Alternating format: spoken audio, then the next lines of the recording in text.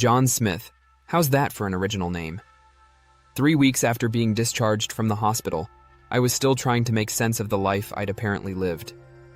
According to my doctor, mine was the first actual case of amnesia he'd ever seen.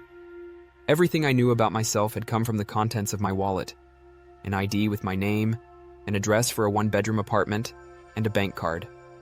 At least the bank card had been a pleasant surprise. When I called the bank, they informed me I had nearly $500,000 sitting in an account I'd opened a decade ago. Regular deposits had been made, but from where? From what? The apartment was bleak. A sterile one-chair, one TV setup, a bed with plain sheets. The fridge and cupboards held little of value.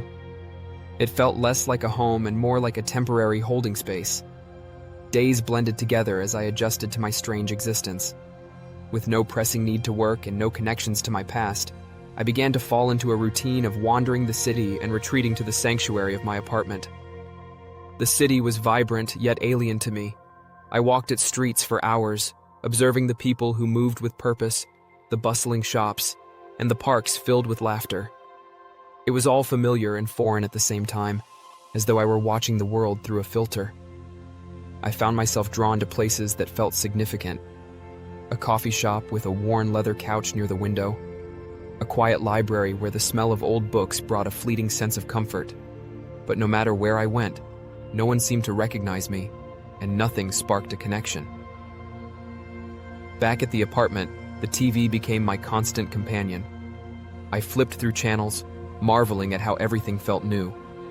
War movies quickly became a favorite, their tales of camaraderie and struggle resonating with something deep inside me. The Alien and Predator franchises hooked me completely, their blend of action and survival igniting a thrill that was both exhilarating and bittersweet. It was strange to think that I might have seen these films before, yet every plot twist and climactic battle felt fresh. I often wondered who I had been before the hospital. What kind of man was John Smith? The wallet gave me nothing but basic details, and the bank account raised more questions than answers. $500,000? Earned how? Was I someone important? Dangerous?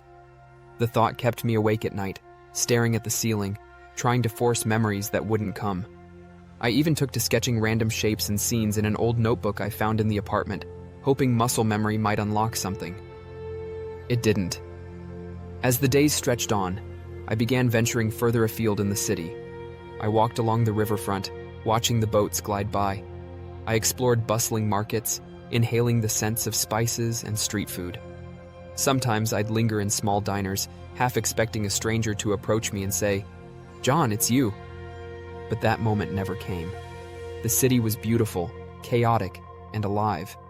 But it wasn't mine. It was like being a ghost, drifting through someone else's life. 3 weeks passed in this new, confusing normal. That's when I noticed her. A woman in dark clothes seemed to shadow my steps wherever I went. At first, I chalked it up to paranoia. But one day, as I turned a corner into a quiet street, she stepped out from the shadows and called my name. "John," she said, her voice low and calm. "It's time to come back." I don't know you," I stammered, backing away.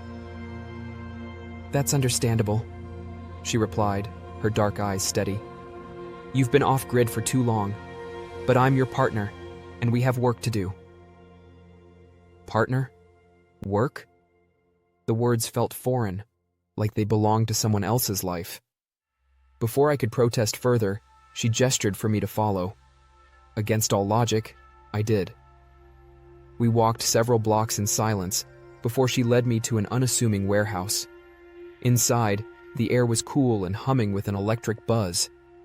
At the center of the space stood a vehicle that defied comprehension, a cross between a sleek space shuttle and a classic UFO. Its surface shimmered faintly, like it wasn't entirely anchored in reality. "What is this?" I whispered, my voice catching in my throat. "Your ride home," she said simply. The interior of the ship was as surreal as its exterior. Panels of glowing symbols lined the walls, and the faint hum of energy vibrated through the floor. Before I could ask another question, the woman pressed a series of buttons on a console, and the ship came to life. The next thing I knew, Earth was a shrinking marble below us, and the moon loomed large ahead. We landed at a sprawling base etched into the lunar surface. The base was bustling with activity. Men and women in advanced suits of armor, machines carrying supplies, and holographic displays projecting tactical maps. It was like stepping into one of the war movies I'd grown fond of, only this was real. "Welcome back to the Luna Outpost," the woman said. "You're a space marine, John, one of the best. And we've got a mission waiting." "A space marine?" The words felt heavy in my mouth. "Yes," she confirmed. "You were injured during our last mission. It was critical, and the decision was made to send you to Earth to heal and recover. Your amnesia was an unintended side effect, but you were meant to rest and regain strength. It seems you've done that, and now we need you back." "Injured? What kind of mission?" I asked, the flicker of unease returning. "It's better if you see for yourself," she said. She led me down a corridor to a chamber where a large cylindrical machine awaited. It was sleek, pulsing with a faint blue glow. "This is the memory restoration chamber," she explained. "It will help bring back your memories over time. Some will return immediately, but others may take longer. It's a process, John, and it's not perfect. Are you ready?" I hesitated, staring at the machine. "And if I'm not?" She placed a reassuring hand on my shoulder. "You don't have to remember everything to make a difference. Trust me." With a deep breath, I stepped into the chamber. The door sealed behind me, and the hum of the machine grew louder. Light flooded my vision, and pieces of my past started to flicker into view.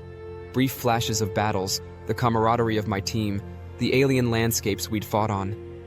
But there were gaps, vast voids where memories refused to surface. I saw enough to know I had been part of something dangerous and important, but the details were frustratingly elusive. When the machine powered down, the door opened. I stepped out, unsteady but determined. The woman stood waiting, her expression a mix of relief and focus. "How much do you remember?" she asked. "Not everything," I admitted, "but enough to know I have a job to do." She nodded and handed me a sleek helmet. "Good, because we don't have time to wait. The mission is critical, and you'll remember more as we go." I looked out through the base's observation window. Earth glowed in the distance, serene and oblivious. My past life might still be shrouded in mystery, but here, I had a purpose. The soldier within me was awakening, even if the memories weren't all there yet. "What's the mission?" I asked, sliding the helmet on. The woman smiled. "Welcome back, partner." The hum of the ship filled the silence as it cruised through the void. John sat in the co-pilot's seat, staring out the viewport at the vastness of space. Stars glimmered like scattered diamonds against an inky black backdrop. The moon's silvery surface was now a distant memory, and Earth had long disappeared from view. Beside him, the woman tinkered with the console, her fingers dancing over glowing buttons and holographic displays. "Who do we work for?" he asked finally, breaking the silence. His voice carried a mix of curiosity and skepticism. She didn't look up from her work. "We work for the company, a secret society operating outside of all governments." "A secret society?" John repeated, raising an eyebrow. "That's a little cliché, isn't it?" She chuckled softly. "Maybe, but it's the truth. The company's been around for 45 years, ever since the Apollo program." She leaned back, finally meeting his gaze. When the Apollo astronauts got out there, they discovered things NASA and the government weren't prepared to handle. Instead of waiting for Earth's bureaucracies to untangle their red tape, 5 of those astronauts decided to act. "And the company was born," John said, his tone neutral but intrigued. "Exactly. They pooled resources, recruited like-minded individuals, and started building. The governments on Earth? They have no idea we exist, though ironically, they fund a lot of what we do." Her lips curved into a sly grin. "Black projects, missing funds, even contributions from millionaire and billionaire veterans who served with us. It all adds up. They've been unknowingly bankrolling our operations for decades." "And the people?" John asked. "How do you recruit them?" Her expression grew thoughtful. Orphanages. Kids without families who test off the charts. We find them, place them in nurturing homes, and give them the education and training they need to thrive. They're not forced into this life, but we still have a 99.99% enlistment rate. Most of them can't wait to join. John frowned, processing this. You groom them. We prepare them, she corrected. They grow up knowing the stakes. They know about the threats that are out here, about the work we do. When they're old enough, they make the choice. And for those who serve, the rewards are significant. After 20 years, they're allowed to retire on Earth with a hefty retirement package. The ones who decide this is not the life they want are extremely successful in their lives and often become our wealthy benefactors, knowing what our cause is and what would happen if we failed. What about the moon base? John asked, glancing back at the shimmering holographic projection of the lunar surface. That's just the beginning, she said. The company's built more than a base. We have 4 mining operations on the dark side, extracting helium-3 for fuel and a rare material stronger than tungsten, but lighter than aluminum. That's how we've been able to build our fleet. We've created a self-sustaining operation, 3,500 Marines and 1,500 support personnel, all entirely hidden from Earth's prying eyes. And them? John asked, his voice dropping slightly. What do you know about them? Her demeanor shifted. The playfulness faded, replaced by a steely resolve. We've only encountered them a handful of times. Always small scout ships, never more than 1 or 2 at a time. They're not as advanced as you might think. Our ships are stronger, our weapons more powerful, but they've mastered faster than light travel. That's the edge they have over us. What happened on our last mission? John asked, leaning forward. Why did we retreat? We were trying to seize one of their ships, she explained, to learn how their FTL engines work. It was going well until you were injured. After that, we had no choice but to retreat. Their ship was destroyed minutes after we were clear. I guess we hit it harder than I thought. If we didn't retreat, we would have been on board when it exploded, so there's the silver lining to your injury. And now? John pressed. Her eyes locked onto his. Now, we're getting a second chance. This mission is about more than just survival. It's about understanding. If we can learn their technology, we can level the playing field. John stared at her for a long moment, her words stirring something deep within him. He looked down at his hands, clenching and unclenching them. You know what? He said quietly. Yes? My name isn't John. He lifted his eyes to hers, a flicker of recognition lighting them. It's Corin. And you're Seren. A slow smile spread across her face. Good. You're remembering. Corin nodded, the weight of his past beginning to settle into place. Let's finish what we started. That's the Corin I know, Seren said with a sly grin, turning back to the console. Strap in. We're about to make history. Suddenly, the console emitted a sharp beep. Seren's smile faded as she leaned forward, her fingers flying over the controls. We've got something on the sensors, she said, her voice calm but laced with tension. Corin turned his attention to the display. A cluster of glowing dots had appeared, just beyond Neptune's orbit. What is it? He asked. Alien ships, Seren confirmed. 5 of them. Corin's breath caught. 5? That's more than we've ever seen. Seren nodded. They're moving in formation. This isn't a scout mission. They're up to something. What's the plan? Corin asked, his voice steady despite the tension building in the cabin. We intercept, Seren said firmly. We can't let them advance any further. If they're heading for the inner system, Earth won't stand a chance. Alert the fleet. We will need some backup. Corin nodded, strapping himself in. The ship's engines roared to life, and they accelerated toward the alien fleet. As the ships came into view, their sleek, otherworldly designs reflected the faint light of the distant sun. Corin's grip tightened on the controls. 5 ships, he muttered. Looks like we've got our work cut out for us. Seren glanced at him, a fierce determination in her eyes. Let's make this count. The tension aboard Corin and Seren's ship was palpable as they observed the alien fleet from the safety of their cloaked position. The 5 alien ships moved in perfect unison, their sleek, angular forms cutting through the darkness of space with an eerie precision. "We've sent the message to the fleet," Seren said, her eyes locked on the glowing holographic display in front of her. "Let's hope they get here fast." Moments later, a response came through. "Corin, Seren, this is command." A voice crackled through the comms. "We're dispatching 4 of our fastest, best-armed ships to assist you. ETA, 20 minutes. Additionally, 2 more vessels are en route from Mars. The science vessel Helios, which was conducting mining surveys, and the Valiant, our flagship, testing experimental weapons. They'll rendezvous with you in less than 10 minutes. Seren let out a breath of relief. "We've got backup. Now we just need to hold position and observe until they get here." Corin nodded, his hands gripping the controls. "Let's hope those 10 minutes don't stretch into a lifetime." They maintained their distance, staying just beyond the alien ship's sensor range. The alien fleet moved as if they were searching for something, their formations methodical and unnerving. Seren's brow furrowed as she monitored their movements. "They're up to something," she murmured. Suddenly, the alien ships adjusted course, their paths angling toward Corin and Seren's position. Alarms flared across the console. "They've spotted us!" Seren shouted. "How?" Corin barked. "Doesn't matter now, we've got incoming," Seren said, her fingers flying across the console. The comm crackled again, this time with the voice of Captain Drennar from the Valiant.